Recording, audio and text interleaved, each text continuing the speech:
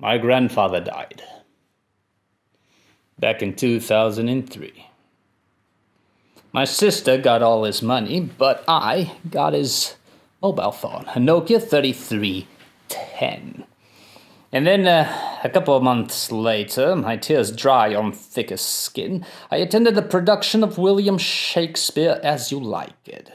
And here comes Act 2, Scene 7. Jacques walks on stage, and he goes.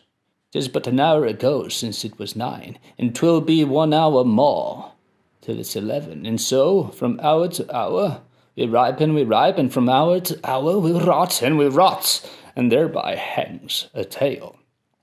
The groundlings went mad. You see, this performance was supposed to be in the original pronunciation.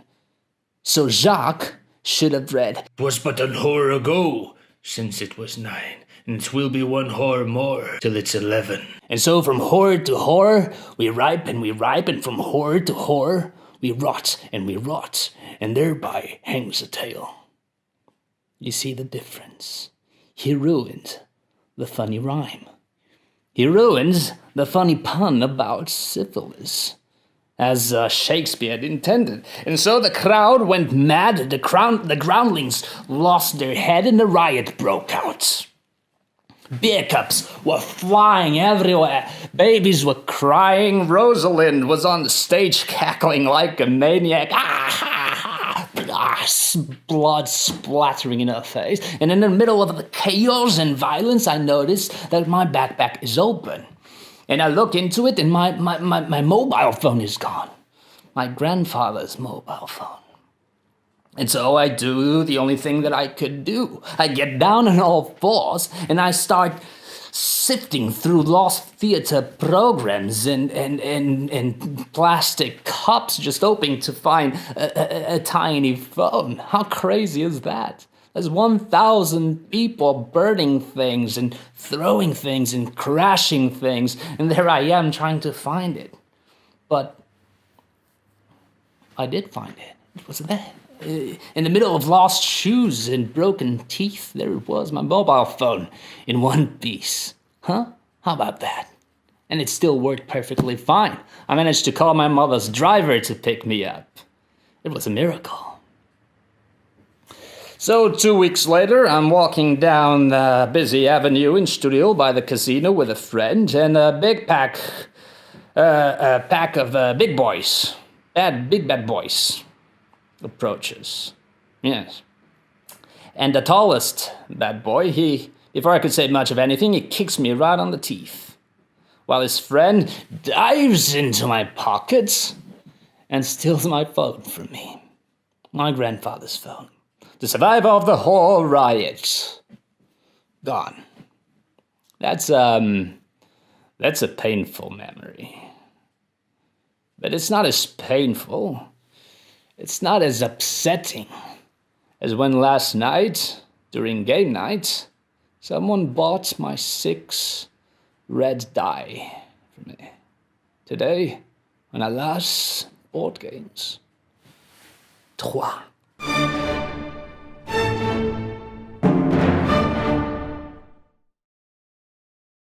Trois is a ruthless corporate workplace analogy by Sébastien Dujardin, Xavier Georges, and Alain Orban, and beautifully illustrated by Alexandre Roche. In it, we take on the role of rich and powerful families from Champagne, and we must use our influence and money to build the famous Troyes Cathedral, while keeping the city safe from barbarian invaders and other perceived dangers. To do this, we will sow meeples across the 3 different estates of medieval French society, nobility, clergy, and the commoners, and we will reap dice of the corresponding color. We will use these dice in groups of 1, 2, or 3 to activate acciones, or to build a cathedral, or to infiltrate more insiders within the institutions, or to neutralize the so-called threats unleashed upon us by the aforementioned event cards. But you know what? It's better if you take a look for yourself. Let us begin a new segment, which I will call Around the Table for Tales of Around.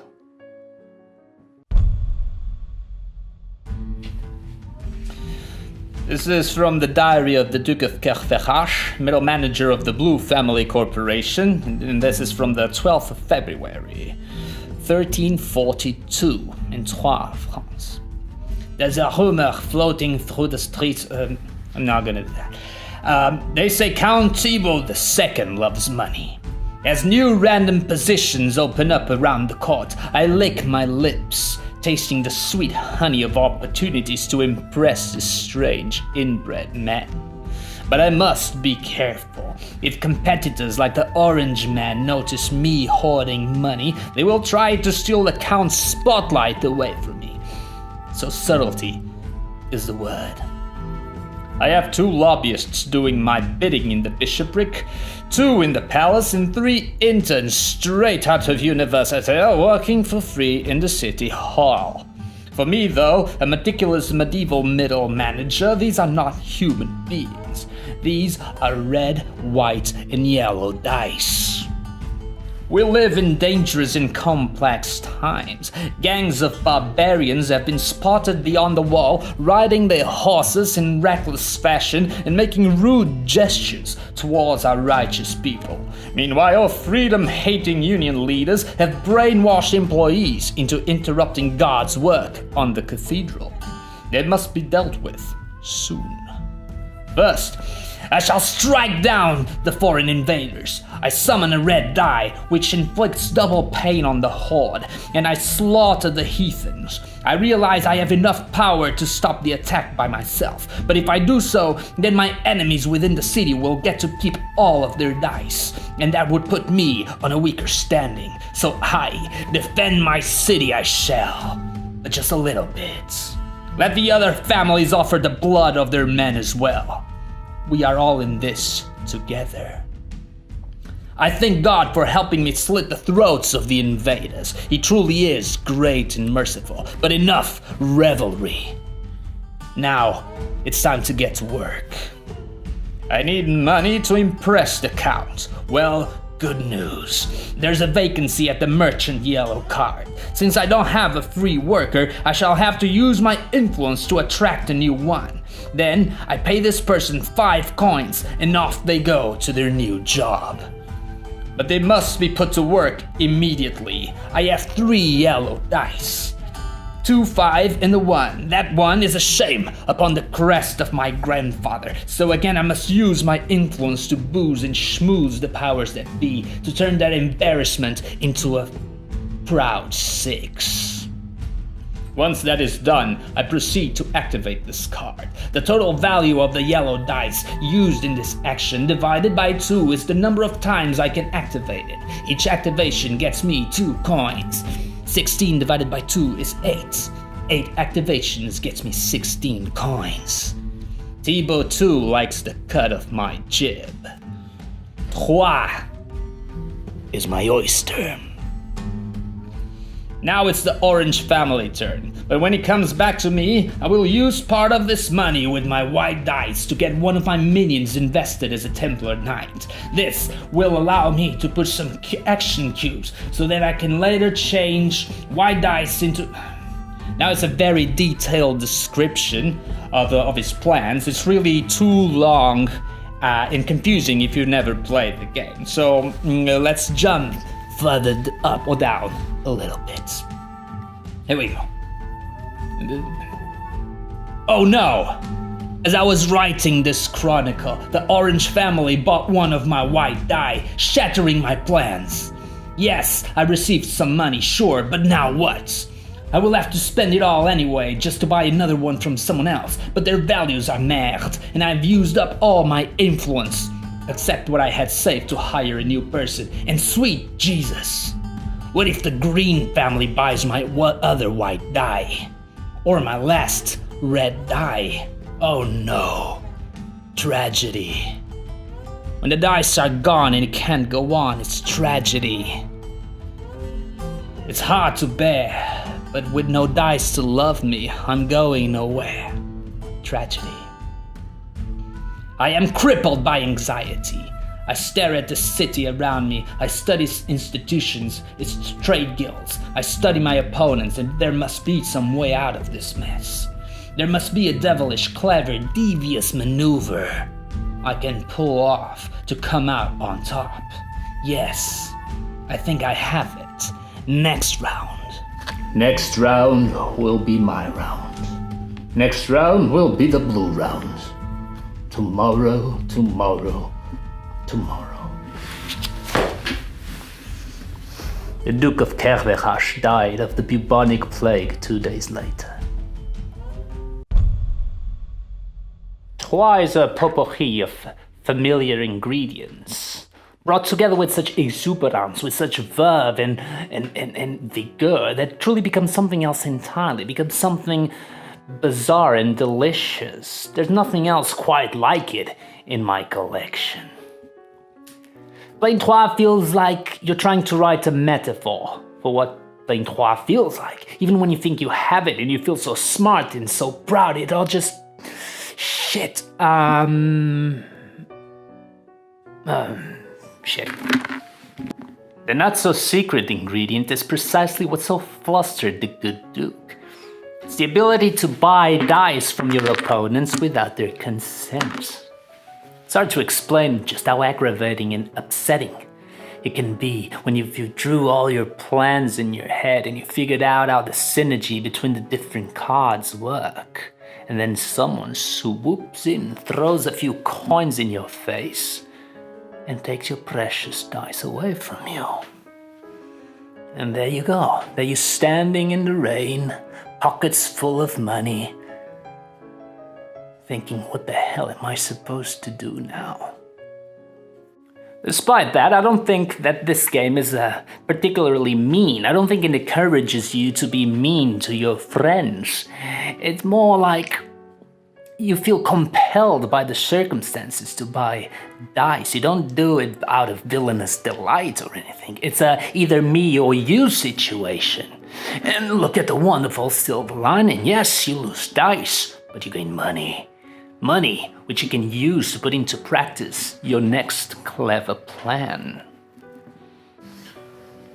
So, while I understand the pain of losing a precious dice, you should look at it this way.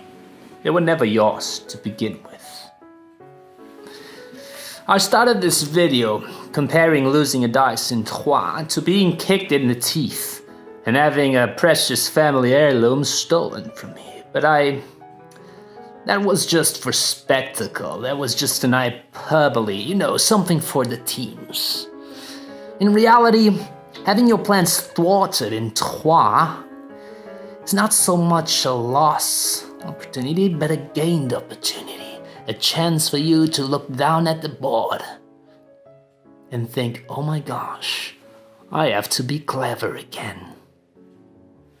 And isn't that just wonderful? Yes, it is. And it's hard work too. And so you might be asking yourself, why am I doing this? Why am I placing workers, building cathedral, having to add and multiply numbers? Well, why do you do anything? Why do you get up in the morning? Why do you put on shoes?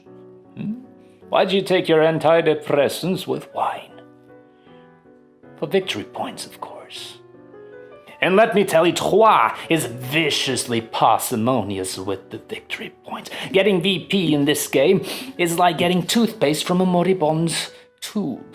You're squeezing it and squeezing it and squeezing it from base to the tip just to get a few drops of the white stuff in your mouth. But it's worth it. And because scores are kept secret, you never know just how severe the beating you're taking really is. And tell them how there's always something missing. Yes, and you either have influence or when you have... Shut up. Fuck up. And when you have money, you don't have influence. Oh, Yeah. it's very important. Now, Yes. one of the biggest Yes. obstacles for Trois as a gaming experience is making it sound fun when you're teaching it.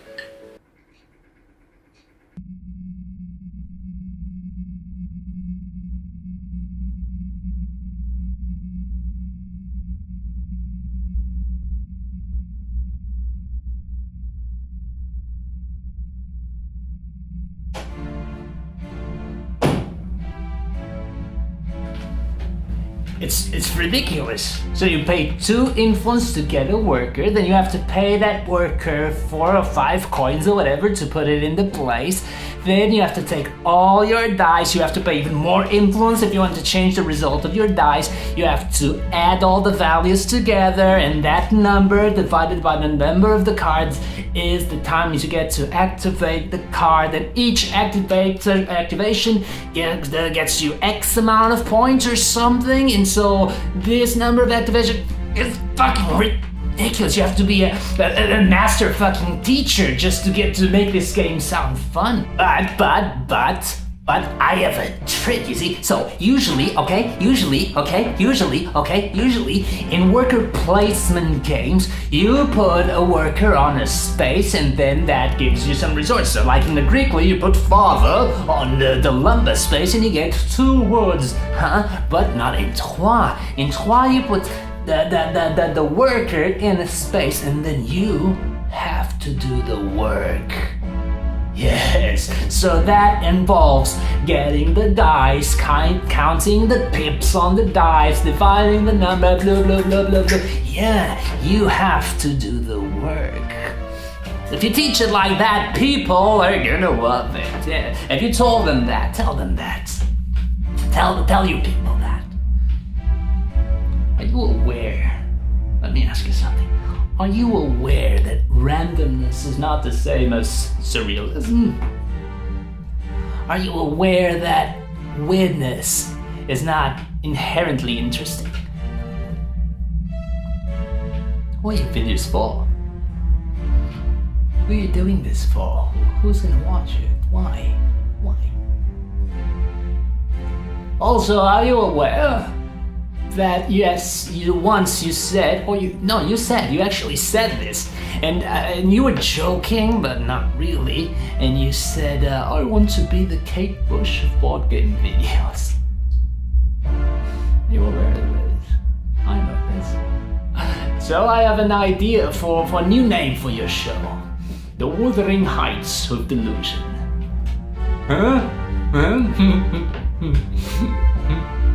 What about pretentious half-formed ideas about Trois in about 15 fucking minutes? Huh? What do you think? Huh? No, please don't close it, please.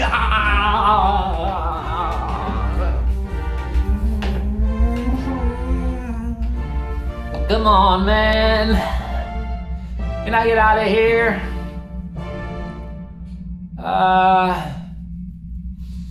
You know I love you.